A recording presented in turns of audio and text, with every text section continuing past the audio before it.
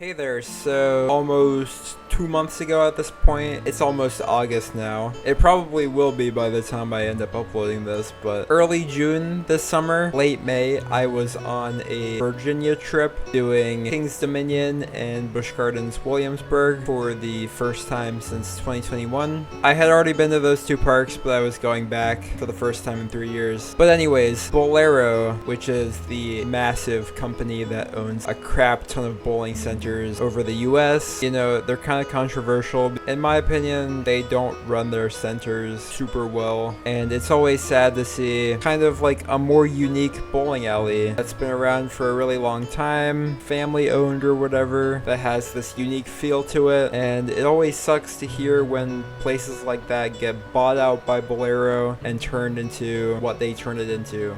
Anyways, this is kind of off topic, but Bowlero has a lot of money because they're this huge corporate company that owns so many bowling centers. And they did this like nationwide tournament, hosted over 40 different bowling centers, a youth tournament that was going to give out over $1 million in scholarship money, which, you know, is pretty cool. So I gotta give them that at least. Anyways, yeah, we happened to be in Virginia, so we managed to fit in bowling this tournament in our roller coaster trip, and there was 4 different squads that you were able to bowl in. You could bowl all 4 of them, or you could bowl just once if you wanted to, but you did have to pay again if you wanted to bowl more squads. So yeah, since I was coming from out of state and all here because I happened to be on a trip, I only got to bowl 1 block. I think this is one of my best tournaments of the year for sure. I haven't uploaded my best one yet, which I'm still getting to.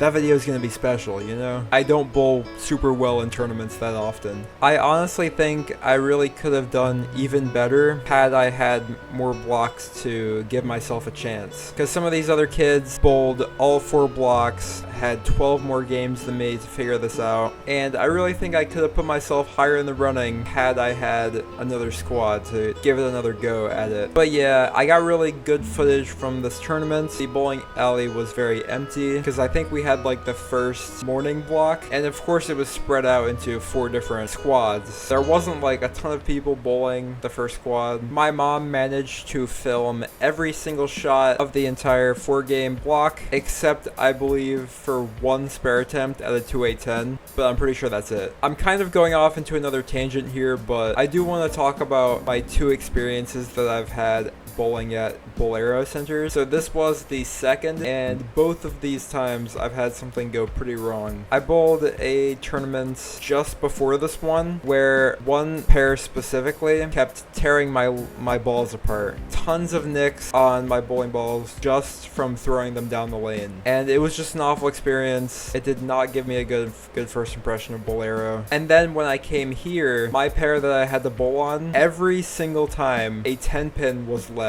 on the left lane, it would get swept away, like specifically the 10-pin. So if you left any variation of pins on your spare shot, the 10-pin only would get swept away. So we had to have somebody stand behind our pair and just watch for when somebody left a 10-pin. Luckily I did strike a lot, so I didn't have to deal with that too much. But yeah, I've been rambling on, going off on random tangents in this introduction, so let's actually start the video. Hopefully you enjoy it, and I'll go over the results at the end.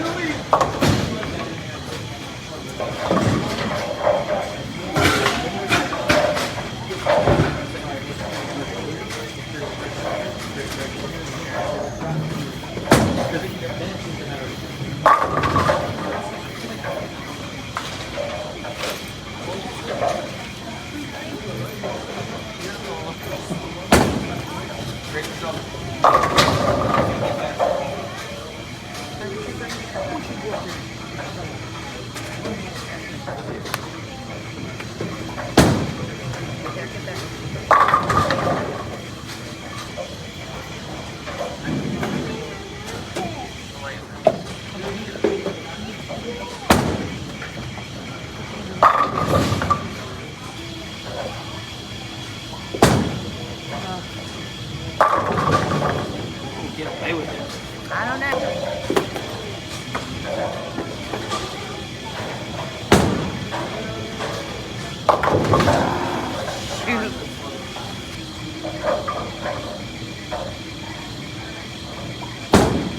That's close.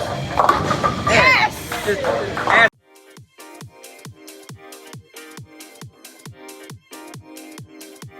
Okay, so let's go over the final results. All 40 of the bowling centers that hosted the Bowlero Classic tournaments, they all were ran on the same pattern, which was the Big Ben pattern, which I'll put somewhere on the screen right now. It was a super playable pattern. Pretty much, if you kept it dead in front of you, it was going to stay there. I definitely had problems myself when I got the ball too far right. Sometimes it wouldn't come back, and sometimes I would get it too far right too quickly and it would overhook. But pretty much, if you kept your ball directly in front of you, it was gonna hold that line the entire time. Which is what I mean by, if I had more blocks to give myself a couple more chances, I think I actually could have done much better than I did even, which I think I did very well. I ended up finishing 7th, and I got $150 in scholarship money. Top prize was $4,000. But what's annoying, the way it works is it doesn't like count one person's scores as like one person's scores. It counts them like individually for every time they bowled. So this guy, he got the $2,000 money, he got the 5th place money, and he got the 14th place money. He banked pretty hard. Theoretically, like if Braden Majors bowled more squads, then you know he could have probably finished 1st, 2nd, 3rd. To me, I don't know if that's fair. I think you should just take the person's best scores. That's their score, you know? Also, I met Braden Majors at Junior Gold last week, and he was super cool. Fun to talk to. For the small period I did talk to him. I spent most of that block being frustrated about my bowling, but yeah. While I was bowling Junior Gold, I thought his name was familiar to me. And then like just today when I pulled up these results, I was like, oh, that's why. But like I thought I had just seen him on like the Junior Gold results page or something. Anyways, yeah. I think that if I had a couple more blocks to give myself another chance, I would have scored even higher, because man, those 2nd and 3rd games, if I was throwing it like how I was my 1st and 4th, I could have been up here, you know? And you know, I got beaten by people who bowled like 3 or 4 times, except for Braden Majors. He only bowled once like me, but you know. So yeah, I think there were, how many people? There were 102 participants. So I mean, getting the 7th highest score, I mean, pretty proud of myself about that. It's not often that I bowled well in tournaments, you know? I feel like if you were to travel the country and just bowl these tournaments, you could rack up a really good amount of scholarship money. If you're just like a solid bowler, and I mean, they're all on the same very playable pattern, so you know what to expect every time. And like $4,000 for 1st, and you could theoretically get 2nd, 3rd, and 4th at the same time. I'm sure there's some people that won a bunch of money from this tournament, or these tournaments. I think it's cool that Bowlero did this. I just wish they ran these tournaments before the last ever year I was aging out of youth bowling, you know?